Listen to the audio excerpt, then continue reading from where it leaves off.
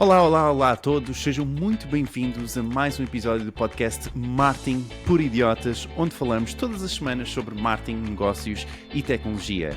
Esta semana os temas são o caso da Primor analisado por uma grande especialista. Vamos ter de ensinar os chatbots a mentirem sobre a nossa empresa e, por último, os hábitos de leitura dos portugueses e o que é que isso quer dizer.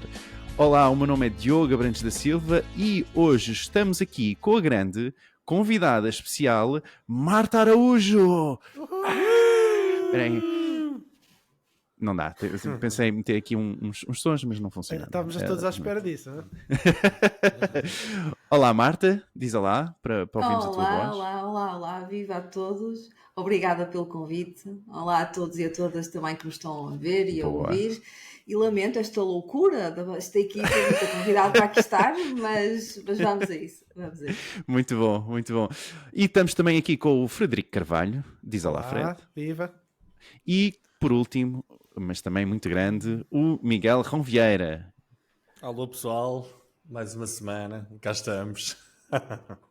Que entusiasmo, Miguel, pronto. É verdade, ainda não me conseguiram calar esta semana. Tentaram, mas não conseguiram.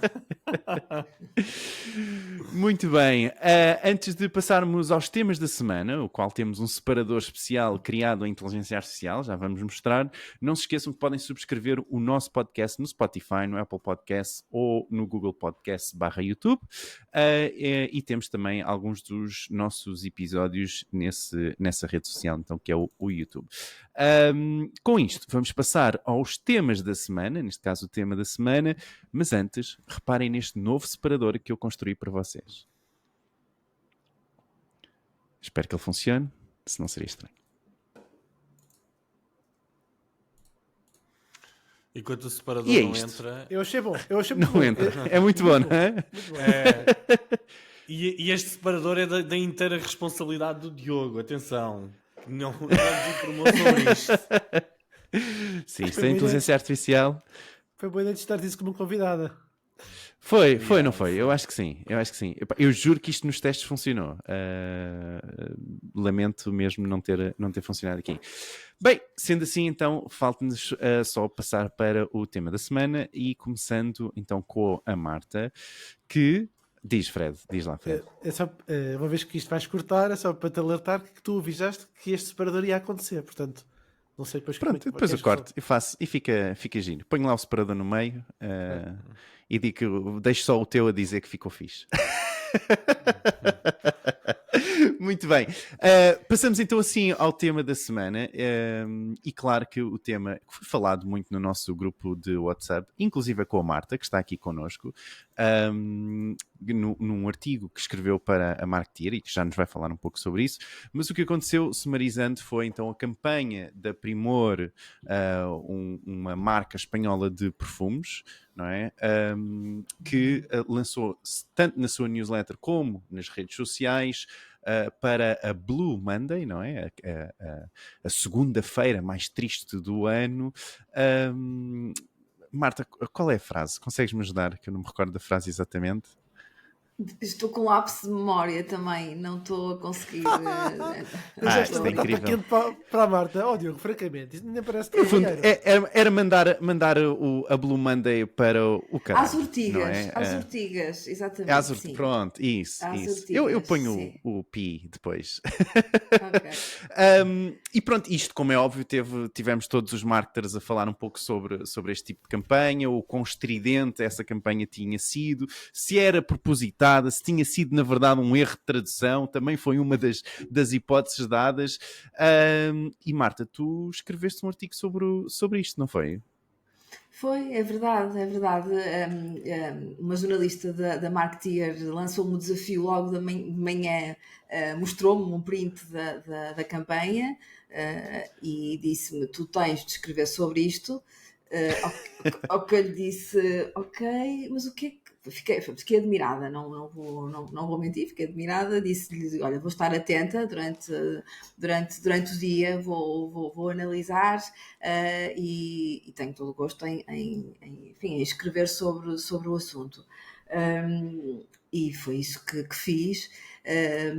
Como tenho também, por causa do meu percurso profissional aqui, algum know-how a trabalhar com empresas espanholas e que, portanto, estas questões, eventualmente, das adaptações à cultura e à língua, por muito que sejamos aqui vizinhos, traz muitas vezes alguns desafios, até comentei obviamente logo com a jornalista a dizer, olha, vou investigar, vou ver como é que foi a campanha em Espanha, vou também tentar saber junto de alguns colegas em Espanha, enfim, como é que a campanha correu, se já há algum sururu ou não, ver também o que está a ser feito em França. Essa foi um bocadinho, desde logo, a minha primeira leitura, que foi perceber se estávamos ou não perante uma adaptação cultural.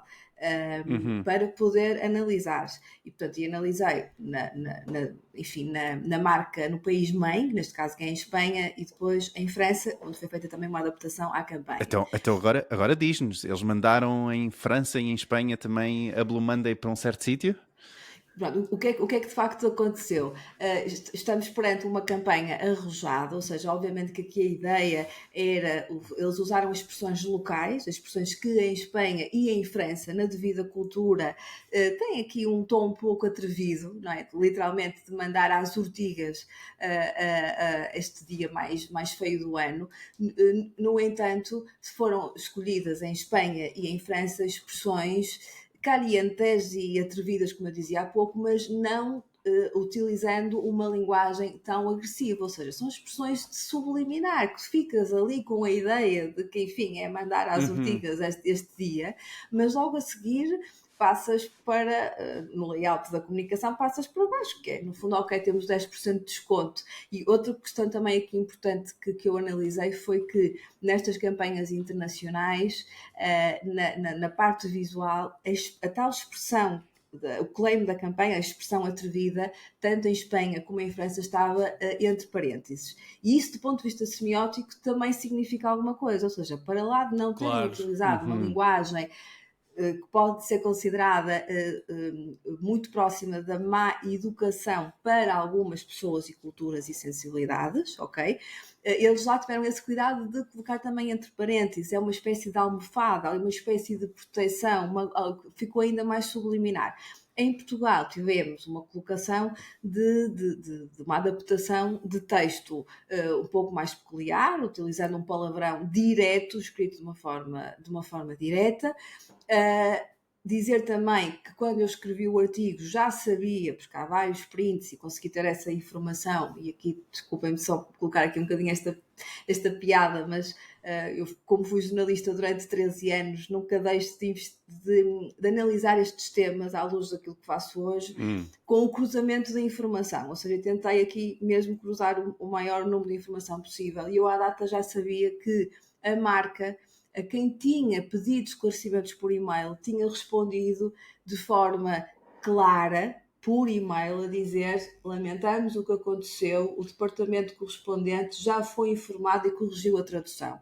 Isto foi escrito pela marca, que depois, na realidade, do ponto de vista da sua comunicação física no digital, isto não faz tanto sentido, mas vocês perceberam, acabaram por não corrigir a tradução, retiraram completamente o claim, ok? Portanto, aqui, mas a marca assumiu de alguma forma que tinha ferido suscetibilidades e disse-o, colocou por e-mail, pronto, e retirou também retirou a informação da campanha. Só isto já significa alguma coisa, já significa aqui um certo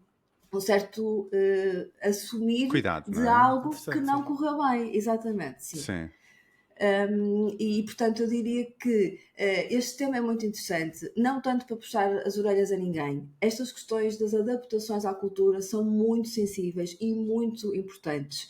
Errar é humano e as pessoas cada vez mais, porque também se fala muito desta desconstrução das marcas e dos marketeers e se mostra aos bastidores, cada vez mais há uma geração de consumidores que percebe que a comunicação e o marketing é feito por seres humanos e que os seres humanos também erram, e nós temos em Portugal casos disso, enfim, como a Mariana e outros.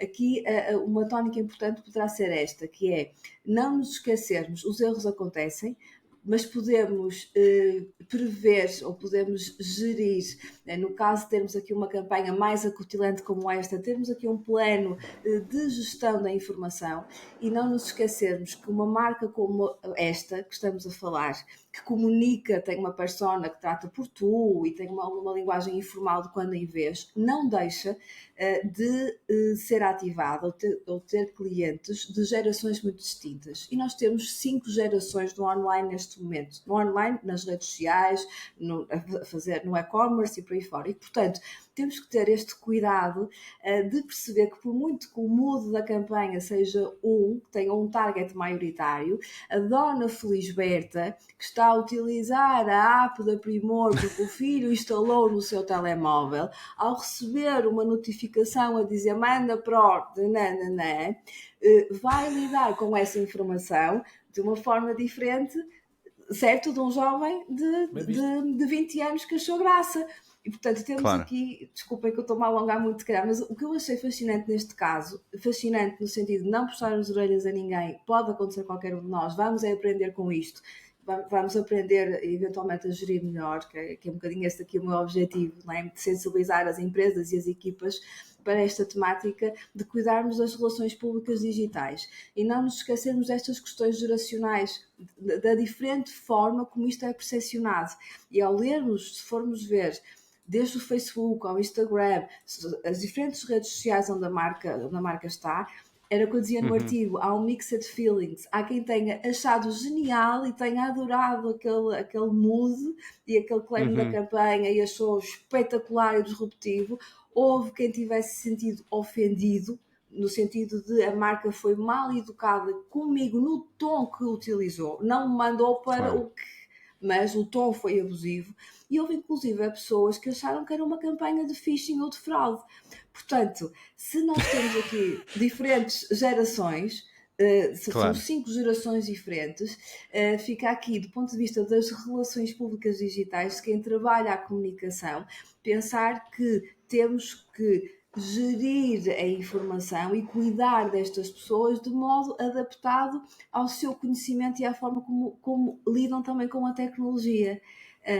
E acho que aqui um caso acabámos de perder o Frederico, não foi? Ele já volta, ele gosta muito de saltar. Então fica aqui a lição, não é? De não ter o estagiário a fazer as traduções no Google Translate, não é? Porque eu realmente também não vejo nenhum pedido de desculpa por parte da Primor, pelo menos público. Não sei se pela newsletter depois acabou por informar os utilizadores, não é? Mas não parece ter havido aqui qualquer post ou simplesmente pelas redes sociais. A informação que eu tenho, certo, portanto, que eu tenha conhecimento, ok? E que eu tenha recepcionado via newsletter, volto a dizer, que eu tenha recepcionado e conhecimento, ok? Não, isso não foi feito, ou pelo menos eu não recebi. Mas sei que no privado houve o cuidado. Quando digo no privado, é as pessoas que enviaram e-mails, como há pouco aquilo que eu vos li, ou mensagens, possivelmente, ou mensagens no direct, de uma forma privada. Acredito que tenha havido essa gestão. E é claro que do ponto de vista, lá está, do ponto de vista desta gestão de comunicação de crise, podemos levantar esta dúvida, que é se a marca efetivamente não, exatamente, poderiam não ter sido feito algo mais. Só lembrar também que para lá do sururu das redes sociais, e uma coisa é quem trabalha na área de marketing da comunicação opinou, não é? Todos nós tivemos uma opinião e uma sensibilidade, outra coisa é realmente como é que o cliente se sentiu. Portanto, e essa é que é a principal questão. Portanto, e se demos ou não o apoio, porque houve queixas, passo o pleonasmo no portal da queixa e também na DECO, isso tem a relevância que tem, não estou aqui a julgar isso, o que estou a dizer é que, lá está, diferentes gerações, a marca abarca aqui diferentes gerações que foram para diferentes plataformas e comunicaram o seu desagrado ou não, porque houve quem tivesse adorado de diferentes formas. Como é que nós podíamos analisar isto de uma forma mais transparente. Obviamente, se tivéssemos acesso a como correram as vendas em Portugal, não é? Claro, como é que correram claro, as vendas claro. em Portugal? Eu recordo-me que alguém no grupo de WhatsApp teve a analisar pelo menos o número de gostos à página e não tinham subido assim por aí além. Acho que pelo menos esse sururu, que é uma ótima palavra, que não se usa o suficiente, acho eu. O sururu. Não foi por aí além. Bem, Marta, muito obrigado por esta introdução. Miguel, eu vejo ali o Miguel e ele está em pulgas para falar. Portanto, Miguel, então o que é que tu achaste aqui da Primor? Não acabei de te ouvir, mas presumo que já possa começar a falar. Aqui a ligação à internet não está muito famosa. Mas pronto, olha, eu acho que em primeiro lugar as pessoas, nós temos de parar de ter esta obsessão de pensar se a marca pede desculpa, não pede desculpa. O que é isto, não é? Tem de pedir desculpa porquê? Eles lançaram um conteúdo com palavrões. Pronto, ok. Agora queixas, portal da queixa, irem para a DECO. Deixem de se armar em virgens ofendidas. A marca disse uns palavrões. Acontece, ultrapassem isso. Estes palavrões não foram ditos em horário nobre. Posso interromper? Só para te fazer uma pergunta. Não, é uma pergunta, mas é uma coisa que... Não me interrompas. Sim. Desculpa. Não, mas é que... Não, mas diz. Diz. A responsável da Primor, houve uma pessoa da comunicação da Primor, não colocou um post no LinkedIn a dizer algo semelhante ao que o Miguel acabou de dizer? Sim, eu acho que sim. Se não estou em erro, Marta, consegues confirmar? Não te atenção que eu não estou a dizer que defenda alguma... Houve alguém da marca que colocou um conteúdo no seu LinkedIn a dar conta essencialmente que era uma campanha que foi de algum modo intencional, que não havia a intenção, passo o pleonasmo outra vez, de mandar o cliente ao C, não é? Às Artigas. Ali a situação foi, portanto, foi interessante no sentido em que depois teve várias reações, entre as quais pessoas que mostravam os tais prints da resposta da marca a lamentar o que aconteceu. Portanto, a linha de pensamento era esta do Miguel, parece, não era? É. O Miguel acho que está... Vocês era a linha de pensamento daquela pessoa. No entanto, a marca... a marca, por escrito, escreveu: lamentamos o que aconteceu, o departamento correspondente já foi informado e vai corrigir. Portanto, o que acontece aqui, e voltamos à questão da necessidade de gerir crise, Miguel, ninguém te vai deixar falar hoje, não sei se já percebeste, não é? Estamos aqui nós a criar todo o ambiente de forma a que tu não consigas falar, estamos a conseguir. Frederico e Diogo, ok? Vamos continuar. É um tampão para o Miguel não vai conseguir falar, estou a brincar. Esta questão da importância do alinhamento, que é a dificuldade, quando estamos numa situação de gestão de crise como esta, de tirarmos a miopia interna, que é quando estamos a trabalhar para a marca ou com a marca, seja internamente ou externamente, termos aquele distanciamento de reagirmos com calma e, acima de tudo, com coerência. Não será bom estar a marca, não sei se estou a fazer entender, a responder num determinado modo, a pedir desculpa por escrito às pessoas que estão a lamentar aquele conteúdo que receberam, incomodadas, e ao mesmo tempo alguém numa rede social da marca dizer um pouco o contrário, no sentido que não foi um erro, que foi uma coisa intencional. Acresce isto a questão, Miguel, não vais foi falar, disruptivo, estar não é? A olhar para... Exatamente. Acresce isto a tal questão de que quando a marca, porque isto escalou para notícias, portanto, se vocês repararem, no dia a seguir começaram a sair notícias nos órgãos de comunicação social sobre este caso Primor, e o que alguém da marca coloca numa rede social de forma visível pode ser utilizada como um ON pelos jornalistas, que foi o que aconteceu. Claro. Portanto, a pessoa acabou por ser citada nos órgãos de comunicação social, portanto, e ganhou ainda aqui outra escala. Marta, vamos ver então como é que o Miguel se quer propor então a trabalhar na Primor, que eu acho que ele tem aqui uma proposta. Bora lá, Miguel, que... Estavas alinhado, não é? Já com a empresa. Cada vez me sinto mais distanciado de tudo. E nem deixaram acabar de falar e começaram a dizer que eu concordava com a mulher e que... Bora lá, vá. Nem sei o que é que ela disse ou não. É assim, Não. o que eu digo é... Isto, a marca disse alguns palavrões, teve um momento infeliz, não é que eu concordo com ele ou não, mas isto não foi no canal Panda, isto não foi em horário nobre no telejornal, isto não foi num daqueles momentos nacionais, isto foi no vosso e-mail. Vocês ignorem e não mostrem isto aos vossos filhos. Agora irem para aí fazer queixas e tal, parece-me que pessoas não têm nada para fazer, não têm nada para fazer e decidiram ir fazer alguma coisa, ok? Eu, por acaso, não conhecia a marca Primor. Eu continuo a achar que o logotipo parece o logotipo de um talho, não sei porquê. Eu pensei que isto era só perfumes, mas afinal também tem uma parte de sex shop. Se calhar já faz mais sentido o mote da campanha. Esqueceram-se foi dizer que o desconto de 10% era na categoria dos brinquedos eróticos e não da dos perfumes, ok? Eventualmente, se calhar até vamos começar a ter um voucher do género CRL 10 nos dildos, vá. Ou algo assim. Agora, relativamente a isto... percebi.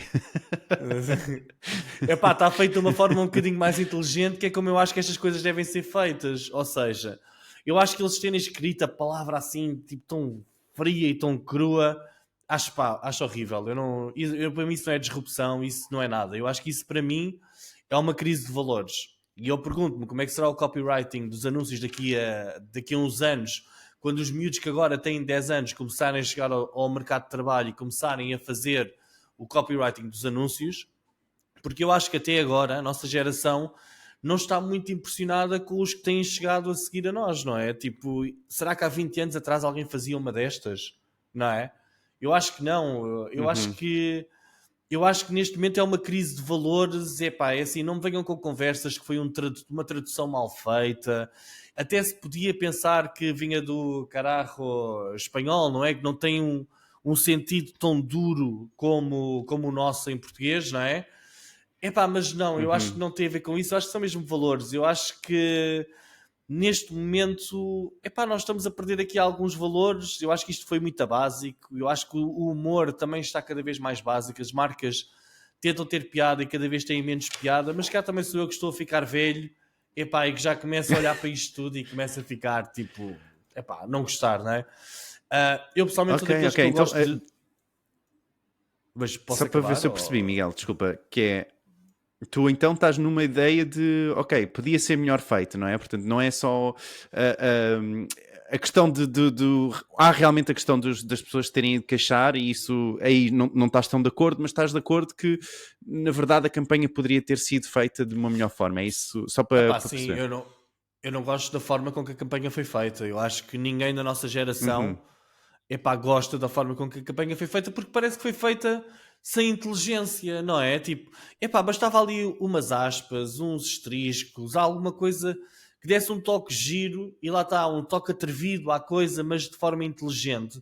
Não é aquele... Eu gosto de disrupção inteligente, eu não gosto daquele... Parece que é aquele humor que é tipo escorregar numa casca de banana, não é? Um humor muito físico. Não, isso... há pessoas que gostam disso, mas eu pessoalmente gosto mais de coisas mais inteligentes. Não é ir para a rua gritar e parar o trânsito. Fazer as coisas com inteligência. Se é para roçarmos a má criadagem... Por exemplo, temos o exemplo da marca WTF, a What the Fuck, certo? Conhecem, está associado aos telemóveis, etc. Isso está bem feito. Sim. WTF, E aos jovens. aquilo está para o target que é, para os jovens, não é ofensivo para os mais velhos, foi feito com inteligência. Houve alguém que pensou naquilo e pensou, bora lá ver como é que isto se faz como deve de ser, não é? Certo. E isso está engraçado. E está lá. Exatamente, a mensagem está lá, está subliminar. Nós fomos a ver os exemplos de França, de Espanha e dos outros países. Os outros países conseguiram fazer isto com inteligência. Porquê é que nós não conseguimos, não é? O que é que se passou? Eu acho que há aqui mais coisas em questão. Eu não conheço o departamento de marketing da Primor. Não sei se o departamento de marketing está cá em Portugal ou se é alguém lá fora que está a utilizar um tradutor e que faz as traduções e depois mandam para cá, como acontece com muitas marcas internacionais, infelizmente em Portugal. Isto é um mercado ibérico e não é um mercado de Portugal, não é? Não sei muito bem como é que eles estão a fazer. Mas eu acho que isto é um exemplo de uma coisa mal feita, mas também acho que é um exagero por parte das pessoas e acho que a nível de gestão de crises Epá, eu não sou especialista em gestão de crise, mas eu cada vez me irrita mais esta ideia das marcas que é apagar, pedir desculpa, epá, afinal fizemos tudo muito a mal, epá, e nós agora vamos melhorar e tudo. Epá, eu esqueçam isso. As marcas eu acho que devem cumprir com aquilo que fazem. Fizeram aquilo, podiam ter tentado agora sim arranjar uma forma inteligente de saírem deste assunto, mas não, foram pelo fácil, que é apagar, não pedir desculpas ou pedir desculpas através do LinkedIn. Eu nem sei, pá, sinceramente isto foi um daqueles assuntos que acompanhei durante 1 hora e depois deixei de acompanhar porque deixou de me interessar. Mas pronto, é isto Muito que eu bem. tenho. Fred, Ok. qual é que é a tua... Boa. Fred. Bom, é isto, resumindo, a campanha da Primor, como vocês já falaram, e no fundo só vou reforçar, suscitou aqui uma onda de reações devido, à escolha de linguagem e depois adaptado para o público para que se destinava. E eu queria destacar não só o artigo da Marta. Marta, a tua visão realmente foi muito clara e muito interessante, também pela tua experiência de trabalho, mas eu destaco o artigo da marca, não só por ver as coisas na positiva, aliás, o título era Como fazer marketing com, 3 pontinhos, depois entre aspas, Primor. E depois houve um outro conteúdo que também achei interessante, na mesma linha, com o título Perfumaria, já não é da Marta, este vi no Eco, chamado Perfumaria Primor, apaga a campanha. Quando um post não corre bem, o que deve fazer a marca? Eu gostei destes conteúdos porque, no fundo, ok, há um problema, mas depois apresenta ali um conjunto de soluções ou situações que podem enquadrar-se noutras marcas para eles perceberem a importância do quê? Daquilo que aconteceu, que tem a ver com, localização, 2, tradução literal das palavras, ou não tradução literal das palavras, neste caso, os aspectos culturais, sociais e linguísticos de cada mercado, e parece ter claramente havido aqui um descuido com as sensibilidades culturais em Portugal. E para remediar esta situação, a marca poderia ter adotado várias abordagens. E eu vou só tentar sintetizar aqui 3 que eu percebi que muitas pessoas foram comentando e foram falando, e que também estão alinhadas com aquilo que a Marta já referiu e já escreveu também sobre o tema. O primeiro deles todos será, ou seja, em situações semelhantes a esta, um pedido de desculpas que seja genuíno, que seja público, para ajudar a reparar o relacionamento com os consumidores que se sentiram ofendidos. E este pedido de desculpas deve claramente explicar que a intenção era ser irreverente e não ofensiva. Portanto, isto só para dizer que o entre aspas, colocar um palavrão entre aspas, na minha opinião, não ia resolver coisa nenhuma. Só ia reforçar que o erro estava lá. Segundo ponto, reafirmar o compromisso. Houve uma coisa que o Miguel disse, que eu concordo, que eram os valores, não é? Os valores fundamentais da marca. Destacar a intenção original de criar uma campanha positiva e esclarecer que a mensagem não reflete a natureza da empresa. Tanto que a Marta disse há pouco, que eu não conhecia, que a Marta depois que a marca respondeu a dizer que o comentário daquela colaboradora, segundo percebi, não era o espelho ou a imagem de toda a marca. Terceiro ponto, esta é mais rebuscada, para mim eu até acho isto, não sei se eu ia a este ponto, mas enfim, eu li isto e portanto partilho Não com a audiência. oferecer coisas a quem ficou ofendido. Não, mas oferecer algo em retorno, ou seja, um desconto adicional, uma oferta especial, poderia ser uma forma de mostrar boa vontade e tentar recuperar a confiança dos consumidores, mas não é para quem se sentiu ofendido, é a campanha geral. Isto para dizer o seguinte, se calhar vou colocar aqui só um adicional que surgiu agora, que é o desenvolver um plano de comunicação de crise. Não sei se querem falar com a Marta ou não, mas aqui a questão é, responder prontamente pode ser uma forma eficaz para tentar colmatar situações semelhantes no futuro. Antes de entrar aqui no podcast, eu fui dar uma volta rapidinha no portal da Caixa, que já sabia que já tinha aparecido em várias notícias, portanto há lá algumas pessoas a reclamar. No Trustpilot não havia ninguém, no perfil de empresa do Google não havia ninguém, ou seja, a empresa já não goza de uma reputação brilhante. Anda à volta de 3.7, 3.8 em relação àquilo que é o seu serviço. E este incidente não vem ajudar. Ou seja, este incidente, do ponto de vista da comunicação, pode servir como um ponto de aprendizagem que eu acho que é muito valiosa, não só para a marca, mas para outras que dizem respeito ao tema que já abordámos, que é a localização, a adaptação cultural das suas campanhas de marketing. Mas permitam-me finalizar com, acho que foi o tema que eu mais vi e que mais li relacionado com este tema. Que não tem a ver tanto com ser a marca, a Perfumarias Primor ou outra qualquer da vida, tem a ver com uma máxima que eu vi muito alegada na internet e muito alegada por outros colegas de profissão, que é a seguinte: não me importa que falem de mim, desde que falem. E eu acho que isto é muito mal interpretado. Permitam-me só dar aqui a minha visão, depois não sei se vai ter ou não discordância. Que é... Oh, Deus meu. Não, mas é verdade. Mas isto foi falado. Isto foi intencional. Sim, senhor. Outros falam, isto não foi intencional. Não. Intencional ou não, houve pessoas que disseram, mas falaram de mal de mim, desde que falam.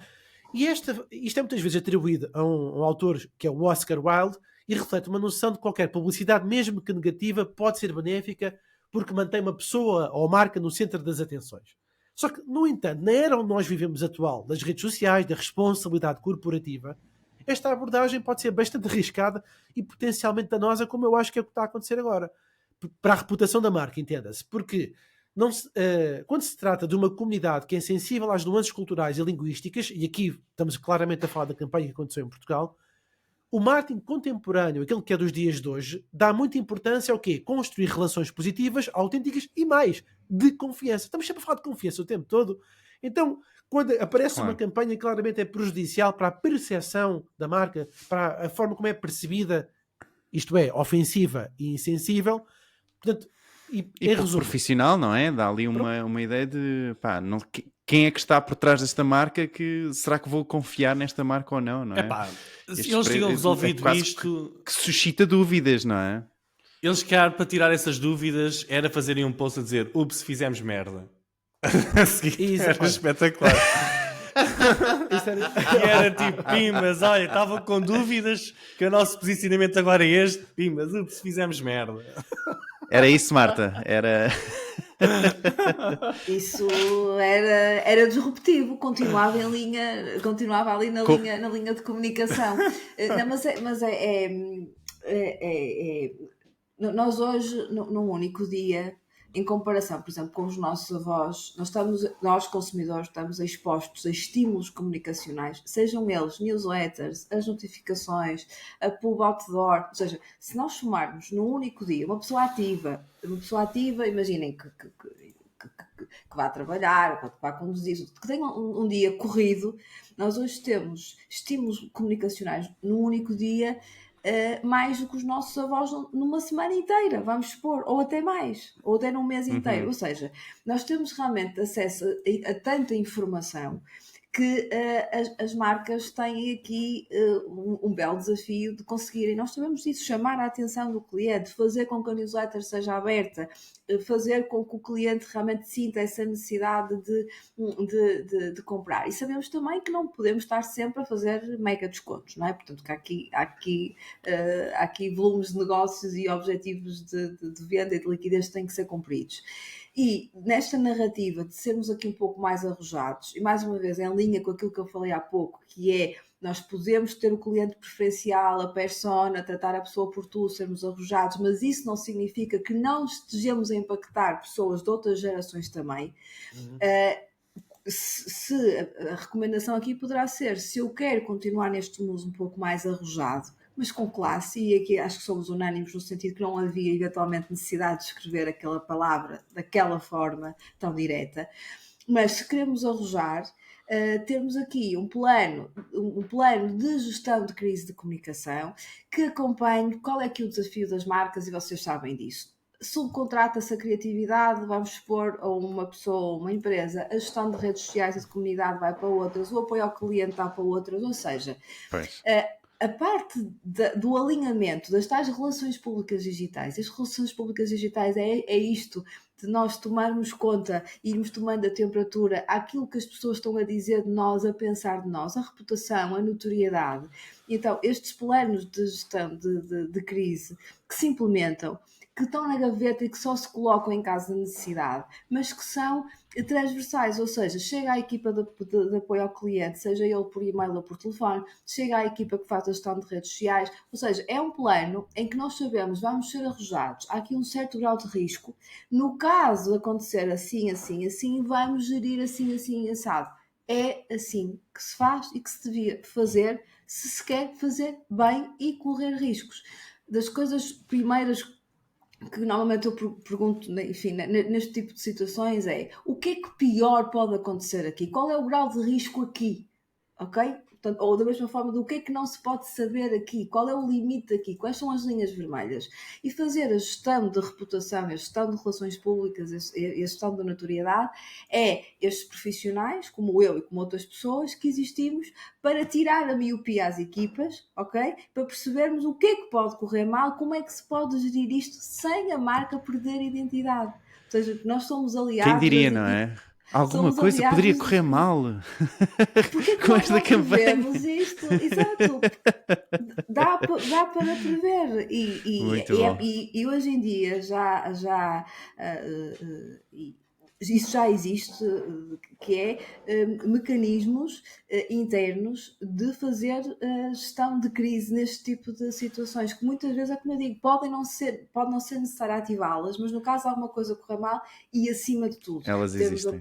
termos a consciência de que não pode o apoio ao cliente estar a dizer uma coisa como aquilo que eu vos referi, por escrito, o que a marca estava a dizer foi aquilo que eu li, lamentamos o que aconteceu, o departamento correspondente já foi informado e vai corrigir a tradução. Portanto, por escrito, a marca estava a assumir uma coisa e depois numa rede social, alguém da marca, e atenção que isto não tem nada de pessoal, atenção a isto, a todos nós nos pode acontecer isto e portanto aqui fica também um abraço de solidariedade para quando as coisas correm mal, vamos talvez aprender com elas e fica esta alerta a nós que trabalhamos na área do marketing, da comunicação e da estratégia, lembrem-se das relações públicas, lembrem-se destas pessoas como nós que vos ajudam a prever cenários menos simpáticos e a 360, que é dar apoio às equipas que fazem a gestão de comunidade, dar apoio às equipas que fazem a parte da ligação com os jornalistas, dar apoio às equipas de apoio ao cliente.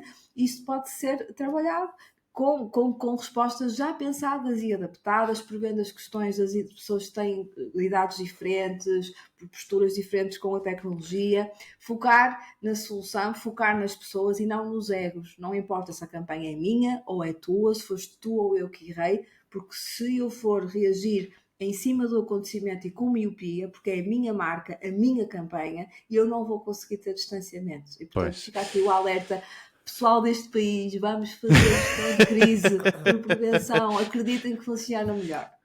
Se não estão vendidos ainda, eu acho que seria difícil. Fred, desculpa, tu ias dizer mais alguma coisa também, não? A Marta falou tão bem que eu, qualquer coisa que acrescento agora não vai tirar valor. Mas vou fazer um PS, porque eu ouvi o comentário. Um PS muito rápido, bora lá. Sim, só dizer, no site não foi só a newsletter, Miguel, também estava um banner no site em Portugal, um banner quando entravas na página. Mas tu entras no site de agora da Primor Perfumaria e tens lá marcas como Armani, Dior, Nars, Estée Lauder, Kerastase, várias. E marcas do... Desculpem, não resisti. Marcas, muitas delas percebidas como marcas de luxo. Portanto, estas marcas querem estar associadas a este tipo de linguagem? Não. Então é isto, reforçando já o que a Marta disse, e acho que não deixa de ser relevante, que é, enquanto que o erro pode afetar temporariamente a reputação da Primor, uma resposta bem gerida pode não só mitigar os danos, mas também demonstrar a capacidade da marca crescer e depois aprender com os erros. Muito bem, muito bem. Gente, vamos passar agora ao Miguel, mas antes só de relembrar que quem nos está a ouvir e se estão a gostar do conteúdo, não se esqueçam de subscrever, ok? E toquem no sininho, que é sempre algo ótimo de se dizer, e também de referenciar a nossa página no LinkedIn em l.marketingporidiotas.pt ou pesquisar no LinkedIn podcast Marketing por Idiotas, vão nos encontrar. Sem mais demoras, e porque já estamos muito avançados, Miguel...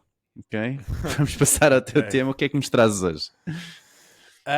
Então, olha, o tema que eu trago hoje tem a ver com uma das previsões que nós fizemos para 2024 aqui há uns 2 ou 3 episódios, que era que grande parte dos sites vão começar a ter chatbots com inteligência artificial.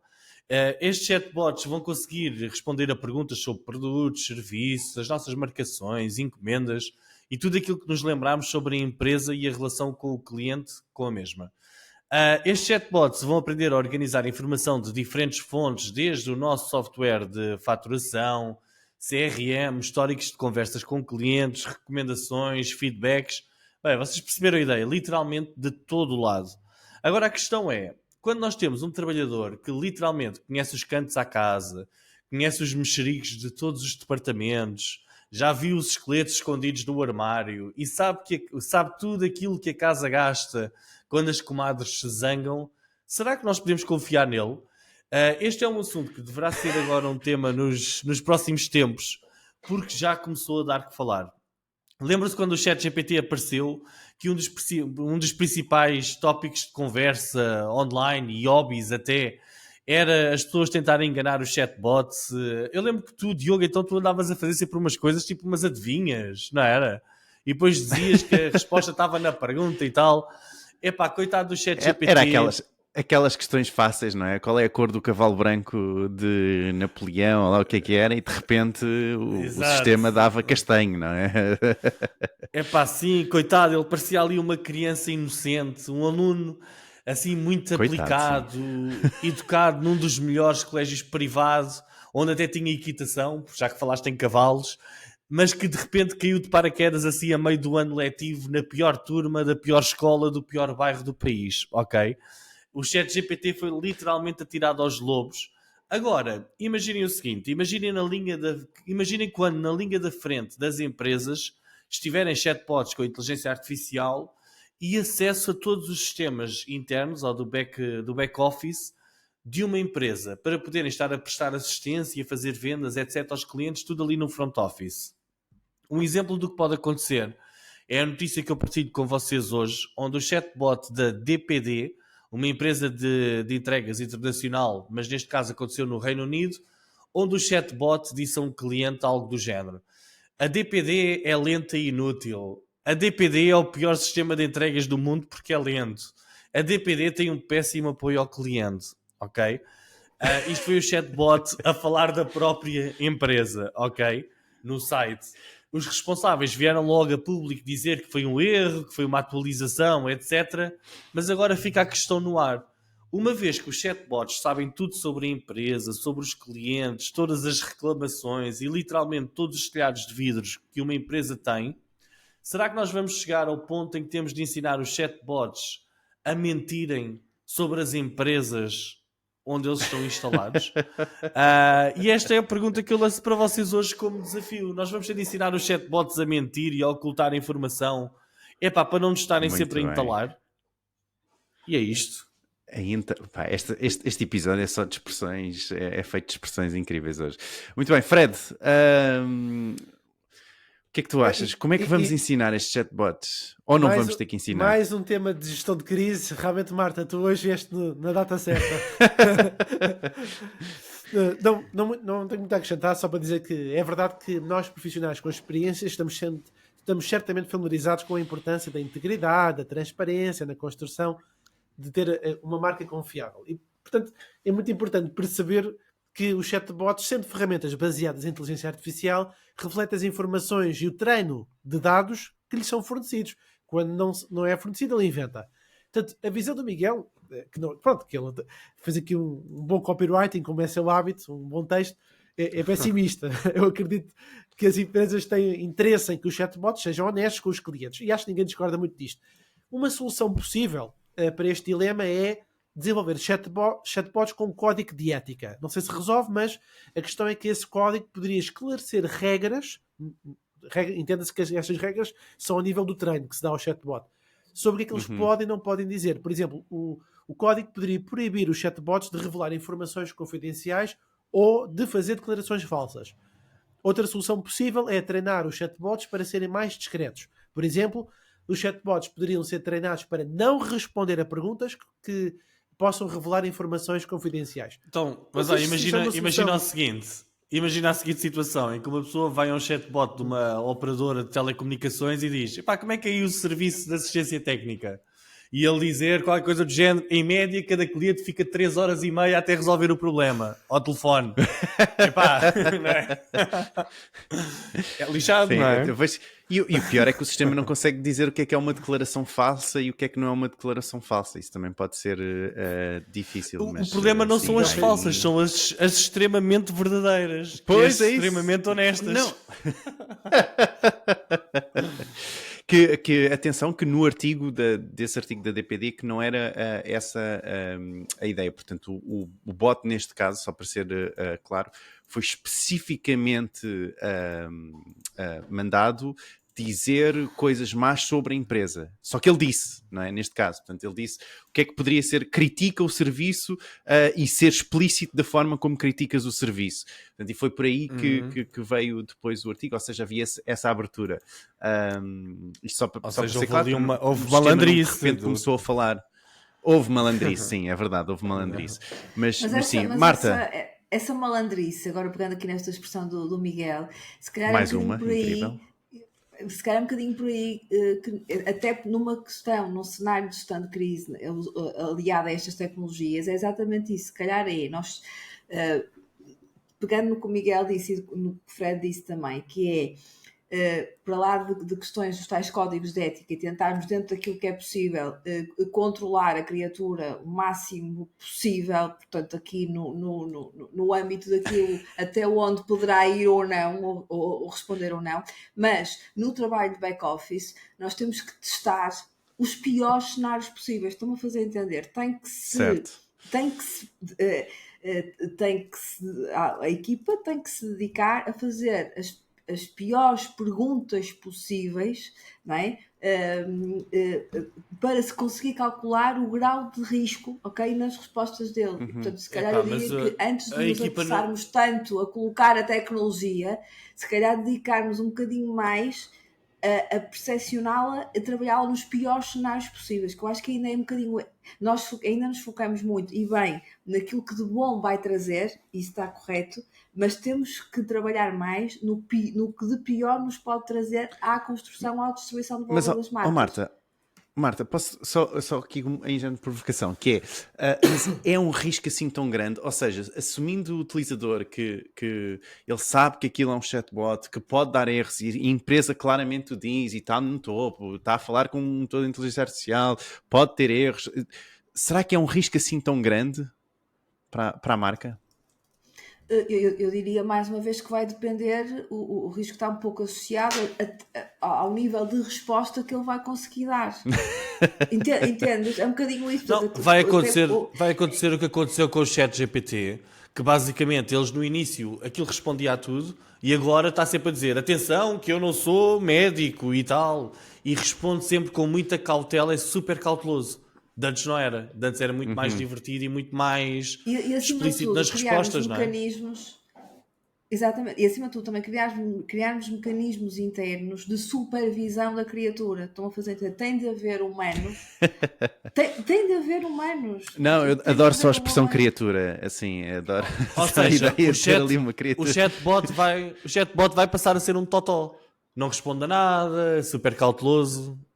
É isso vai que ser, queres dizer. Exatamente, vai ser no cenário ideal para que não estejamos tão expostos à distribuição de valor, né, das marcas que representamos. Vai ter que se colocar aqui alguns limites saudáveis. A ideia é que aquilo seja útil aos clientes, às equipas e que não destrua valor a ninguém. Portanto, e aqui faz muito mais confusão se fizermos e se censurarmos conteúdos a seres humanos e a veículos de comunicação, por exemplo, ou a jornalistas ou outro tipo de plataformas, ou com um chatbot, né? Mal por mal, há que controlar aquilo que é tecnológico e que à partida nos vai ajudar a prestar um serviço melhor e não o oposto. Claro. Mas acho que temos que partir mais internamente, nos bastidores, nas equipas, partir mais do pior cenário possível. Para que... Interessante. Só fazer diz. É uma pergunta mais para o Miguel, mas tendo como base esta visão estratégica da Marta, este alinhamento operacional, mas que é muito uma orientação. Para o Miguel, que eu sei, que ele já falou noutros podcasts, que ele já construiu chatbots para entidades, muitas delas até com muitas responsabilidades. Miguel, deste cenário que tu criaste, né, qual é que é a solução? É assim, operacional, o que eu tenho estado a fazer nas implementações que fazemos é criar duas balizas. A primeira baliza de segurança é tu podes falar sobre tudo relacionado com este tema, e depois a segunda baliza de segurança é tu não podes falar sobre nada relacionado com estes temas. E nessa segunda baliza nós começamos a meter, lá está, fazer um bocadinho aquilo que a Marta diz, que é começar a criar os cenários possíveis negativos e começar a metê-los ali. As coisas que nos acontecem e que nos ocorrem. Mas eu digo-te uma coisa, Marta. Por mais criativos que nós possamos ser a tentar imaginar os cenários negativos, isto assim que vai para a mão das pessoas, as pessoas começam e são milhares de pessoas, são milhares de criatividades diferentes e conseguem desromper completamente com isso tudo. Por isso, eu acho que isto é um caso... O que estás a dizer é que é muito difícil de prever todos os cenários, não é? É isso que estás a dizer, Miguel. É, porque, por exemplo, neste caso, deste caso que aconteceu e que nós trouxemos aqui na notícia, foi alguém que especificamente começou a pedir-lhes para que o chatbot falasse mal sobre a marca, não é? Ou seja, se calhar as pessoas do marketing pensaram, epá, ele não pode falar sobre aquele tema, não pode falar sobre os atrasos das entregas, etc. Mas, de repente, se lhe pedirem para falar sobre isso, ele pode falar sobre isso. Não é? Alguém não pensou Por isso é nisso, que ou se seja, há calhar- sempre mais uma forma. Por isso é que Diz, se calhar Marco. fica Diz. aqui um desafio interessante, que é, e tem que ver mais uma vez com cenários de gestão de crise, mas não só, noutras áreas também, que é nós abrirmos a equipas diferentes e a pessoas com backgrounds diferentes. Eu muitas vezes, em situações limite, em algumas marcas, eu digo, vamos pedir um psicólogo que nos ajude a interpretar. Quando digo um psicólogo é para situações com determinados contextos, estão-me a fazer entender, temos que trazer pessoas que até nos tragam uma leitura e uma interpretação diferente daquilo que está a acontecer. E se calhar com esta questão da tecnologia é não nos fecharmos na parte da IT, não nos fecharmos na parte do marketing, não, entendem? É, se calhar trabalharmos mais em equipa e trazer pessoas com E se calhar ainda miopia. trabalhar com os chatbots, não é? Ainda Epá, pedimos ao ir aos ChatGPT. chatbots também Isso. perguntar o que é, exato, Isso, o que é que poderia temos ser. que desconstruir, sendo certo que nunca vamos conseguir desconstruir a 100%. O que eu diria é que isto é Olha. um work in progress, em que as equipas se juntarem de quando em vez, de X em X tempo, mas tem que se ir trabalhando, porque se não se tenta dominar a feira, ela vai acabar por nos trazer cada vez mais estes desafios. Mas isto é um mundo cor-de-rosa, diz o Miguel, que é o meu mundo Um dos cor-de-rosa primeiros ideal. chatbots que fiz foi para os seguros, não é? E a primeira coisa que o administrador lá da seguradora fez foi tipo, ok, ele percebeu logo que havia o filtro que o chatbot só podia falar sobre seguros.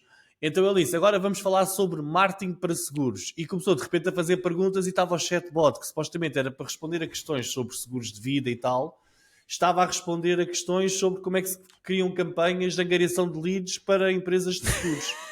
Ok? E nós Muito bom. apagarmos, E pronto, não é? e o Miguel ficou sem trabalho. Não, e depois aí lá está, foi criar-se, a partir do momento em que nós vimos isso nos logs, foi bora criar mais uma barreira. E acho que é sempre correr Certo. atrás do prejuízo. Não Muito acredito bem, que pessoalmente muito bem, seja gente. possível prever, mas pronto, é o que é. Muito bem, gente, antes de passarmos aqui ao Fred, que vem-nos falar aqui sobre o universo dos livros, não esquecerem que se podem juntar a todos nós, inclusive à Marta, que também está lá presente, e bem, não é? No nosso grupo do WhatsApp em w.martinporidiotas.pt, onde temos então todas as semanas um conteúdo exclusivo. Aliás, são mais de 70 conteúdos que estão lá partilhados, onde vocês podem ir à descrição e aceder a todos esses conteúdos, sendo que este conteúdo, o conteúdo especial desta semana, será então o Guia de Direitos do Comércio Online, de um lado, na perspectiva do consumidor, mas também para termos ideia daquilo que podemos fazer e que temos a obrigação do lado de uma loja de e-commerce. Portanto, fica lá então o guia. Não se esqueçam, w.martinporidiotas.pt, e juntam-se então à comunidade. Mais 400 pessoas, meu Deus, já somos tantos. Enfim, Fred, vamos a isto. O que é que nos trazes hoje para fechares este podcast? Vamos ver, um tema de substância. 2023, estimados e estimados, Portugal viveu um momento histórico, uma coisa positiva no universo literário. Foi marcado por um surpreendente, atenção, aumento de aquisição de livros. Houve mais vendas. Mas o que é que realmente está associado a este fenómeno? Bom, segundo o estudo da Associação Portuguesa de Editores e Livreiros, a APEL, em 2023 registrou-se um aumento de 7% na venda de livros, totalizando mais de 13 milhões de exemplares comprados pelos portugueses. Só por curiosidade, em 2022, o aumento, segundo a GfK, foi de 13%. 13%. O que também foi curioso foi o aumento do preço dos livros. 3% em 2022, 3,3% em 2023. Portanto, aumento de venda dos livros e aumento dos preços. Em resumo, os dados mostram que 62% dos portugueses compraram livros em 2022. No entanto, o presidente da APEL alertou que em 2023 este crescimento, este poder, os tais 7%, não é sinónimo de mais livros lidos. Tendo em conta o quê? Um outro estudo realizado em 2021 pela Fundação Carlos Gulbenkian, que dava conta que 61% dos portugueses não leem livros. 61% dos portugueses não leem livros. Portanto, estes dois dados, segundo o presidente da APEL, não são contraditórios, uma vez que muitos dos livros são comprados na época de Natal e são para oferecer. Em 2019, por exemplo, 67% das compras foram feitas entre setembro e dezembro, ou seja, na época de Natal. Por isso surge uma primeira pergunta para este painel maravilhoso, antes de continuar a partilhar aqui alguns dados, que é: quais são os principais obstáculos, na vossa opinião, que impedem as pessoas de ler mais? E não é para estarem, não é para explorarem muito o tema. É só tem a opção A, B, C e D.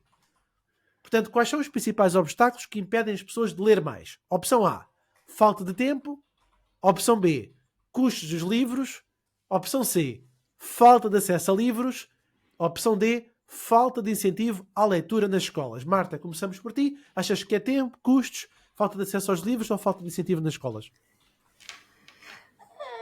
Eu daria uma porcentagem a cada uma dessas possibilidades. Acredito que tem a ver mais uma vez com questões geracionais também, que há gerações que estão a ler surpreendentemente mais, e que isso Marta, não te consiga análise. escapas. A, B, C ou D. Bora.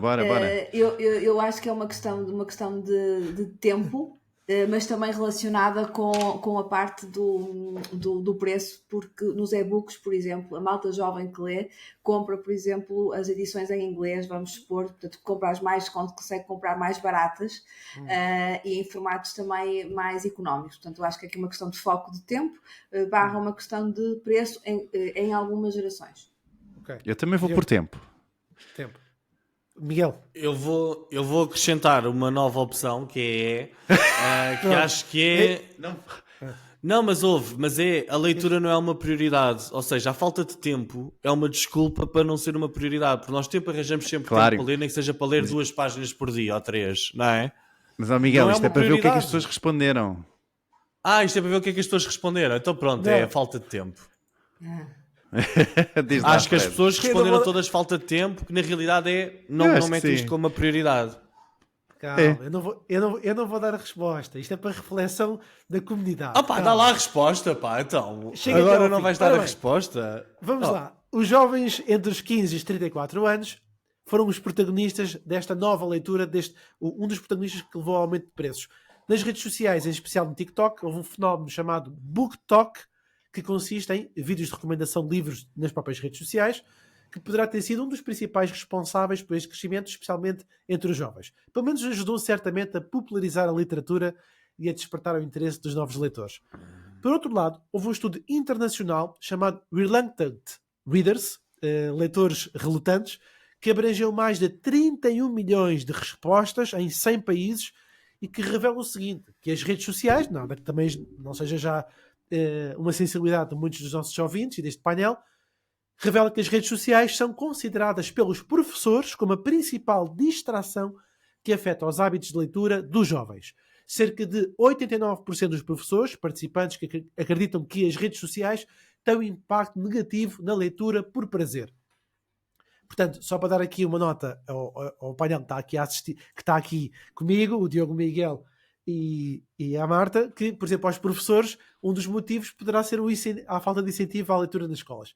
Mas há aqui uma nota muito interessante, é que quase metade dos professores inquiridos opina que se dá demasiada ênfase, olha esta, à leitura de livros impressos em detrimento da leitura de jornais, conteúdo online e revistas.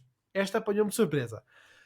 Bom, por curiosidade, em termos de gastos com literatura, a União Europeia observou que em 2021 o cidadão médio destinava cerca de 1% do seu rendimento a livros e a jornais. A Eslováquia destacou-se como o país que mais investe em literatura, com quase 2% do rendimento anual destinado a livros e a jornais. Também não é uma loucura, mas estes 2% é seguido também pela Alemanha e pela Islândia. Bom, analisando os géneros literários mais populares, em Portugal verifica-se que o segmento infanto-juvenil lidera em quantidade, mas são os livros de ficção que dominam em termos de faturação. Esta é uma tendência, sublinha que o poder da ascensão das tecnologias digitais, o encanto das histórias impressas, continua a conquistar corações. Queria só finalizar com um exemplo notável que eu vi numa notícia enquanto estava a pesquisar. Eu sei que é muito local, é muito particular, mas que eu li de Leiria e Marinha Grande. onde as bibliotecas locais emprestaram quase 46 mil livros durante um ano, evidenciando o impacto significativo da leitura nas comunidades e a importância das bibliotecas terem este papel cada vez mais relevante. Aqui o poder autárquico a funcionar, e isso é bom. Bom, estimadas, a crise nos hábitos de leitura é muito conhecida, seja em livros, seja no consumo de jornais. Aliás, está agora a levar a um problema que nós já falámos no último episódio associado ao tema da Global Media. Mas a questão é, como fazer uma transformação no comportamento dos leitores e nas preferências de consumo dos meios, onde o digital ganha terreno. Uma coisa é venderem-se mais livros, outra coisa é eles realmente serem lidos. Portanto, e agora a pergunta para vocês. Serão necessários mais fenómenos como o BookTok para que as pessoas possam ler mais, ou são distrações momentâneas que as distraem naquele momento, mas depois não têm efeito consequente na prática? Muito bem. Miguel? Olha, eu não percebo nada disso do BookTok e tal. Não percebo. Eu acho que isso são distrações. Eu acho que esta questão, nós devemos ver os livros, não é como... é obrigatório, as pessoas têm de ler e é muito importante que leiam livros e tal. Os livros é um canal para chegar a conhecimento, ok? Eu acho que esta crise da leitura não tem propriamente a ver com este modo do canal, mas tem a ver com a sociedade, ou seja, nós vivemos numa sociedade de consumo mais imediato, de uma gratificação mais instantânea, não é? E nós obtemos essa gratificação instantânea quando vemos criar um vídeo de 5 minutos ou 10 minutos sobre um tema que nos ensina algo e nós ficamos tipo, ok, eu aprendi sobre este tema. Para aqueles que gostam de ler, para aprender. Depois, para os que gostam de ler como forma de entretenimento, há aqueles que gostam mais de ver a série Game of Thrones, não é? Do que estar a ler os livros todos do Game of Thrones. Ou seja, o livro é um slow burn, é uma gratificação que acontece ao longo das páginas e tal. Isso até podia ser interessante os jovens começarem a ler mais para conseguirem controlar um bocadinho melhor a ansiedade, não é? Porque os livros obrigam-nos a ir àquele ritmo e não ir a um ritmo demasiado acelerado, não é? A gratificação não acontece no próprio momento. Eu acho que podem inventar 1001 coisas, 1001 campanhas, 1001 formas de tentar promover os hábitos de leitura, etc. Isto é muito mais profundo do que simplesmente ler livros na escola ou não. Eu acho que isto realmente a sociedade mudou. Nós que somos profissionais de marketing também sabemos isso. Nas nossas páginas, nos artigos de blog que escrevemos, etc., nos conteúdos que criamos, também já começamos a perceber que as pessoas cada vez querem mais a gratificação instantânea. Os livros talvez seja o elo mais fraco no meio disto tudo, apesar de que acho que devemos tentar incentivar toda a gente a ler, porque ler é extremamente importante. Por exemplo, eu tenho a sorte que a minha filha gosta de estar sempre com os livros na mão e a seguir as histórias e tal. Não sei se é sorte ou é por nos ver a ler, mas na realidade eu acho que é um bocado isso. Eu acho que estes BookToks são distrações. O tema é muito mais profundo do que simples campanhas no TikTok para tentar incentivar as pessoas a ler.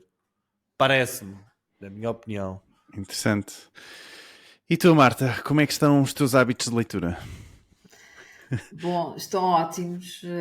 Pronto, eu gosto imenso de ler. Este é um tema bastante complexo e desafiante. Eu diria que também há aqui fenómenos relacionados com aquilo que o Miguel estava a falar e com aquilo que todos já falamos aqui, que tem que ver também com aquilo que cada um de nós considera prioritário ou não, portanto, a forma como aloca o seu tempo, e depois as calorias mentais que estamos dispostos a dispensar ou não para determinados temas. E a verdade é que há uma crescente preguicita aguda para ler, porque ler implica parar, implica utilizar o raciocínio, implica um bocadinho gastar mais calorias mentais, como eu digo, um bocadinho em tom de brincadeira. E se os fenómenos de entretenimento têm um pouco mais de sucesso, portanto, reparem que aqui os conteúdos um pouco mais de entretenimento, seja na literatura ou não, tendem a ter mais sucesso, os outros nem tanto. Contudo, eu acho que numa altura em que já se fala tanto na necessidade de organizar melhor o nosso tempo, nós, enquanto o mercado em geral, há muito esta mensagem do slow, do começar a abrandar, do mindfulness, do alocar tempo de forma responsável a fazermos coisas que nos fazem bem. E eu acredito que por um lado, por exemplo, como o Miguel estava a falar e bem, com certeza que a filha dele tem mais propensão a ver os livros como algo mais friendly porque vê os pais a fazê-lo, e portanto acho que também temos aqui todos um lado pedagógico de irmos deixando esta pegada à geração futura, seja no formato digital, seja no formato físico, porque ler faz efetivamente muita diferença e dá-nos capacidade crítica, capacidade de análise, porque isso depois tem repercussões àquilo que se passa no mundo, à forma como vemos as questões políticas, económicas, as questões atmosféricas, as questões globais.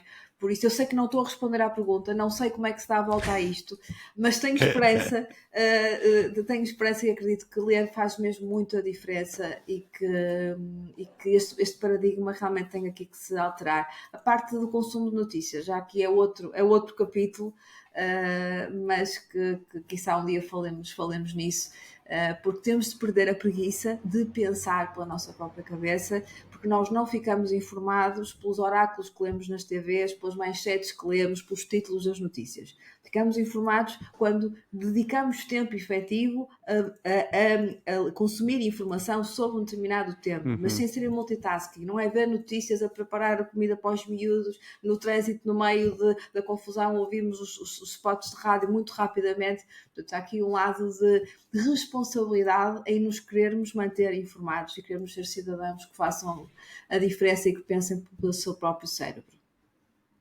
Muito bem, muito bem. Gente, é isto. Eu acho que chegamos então assim ao fim de mais um episódio e claro, não podemos ir sem antes agradecer aqui à nossa grande convidada, Marta. Muito, muito obrigado por teres vindo e por ter estado aqui connosco. E os restantes...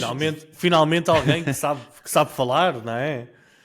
Agora o Fred vai ficar aqui com um bocadinho de ciúmes, claro, mas Marta, muito bom, os teus comentários foram ótimos, principalmente no tema que tu trouxeste, foram bastante eloquentes e trouxeste aqui uma eloquência que às vezes falta aqui um bocadinho neste podcast e que seria bom nós também. Vê-se que há uma pessoa que lê, não é? Ela lê bastante.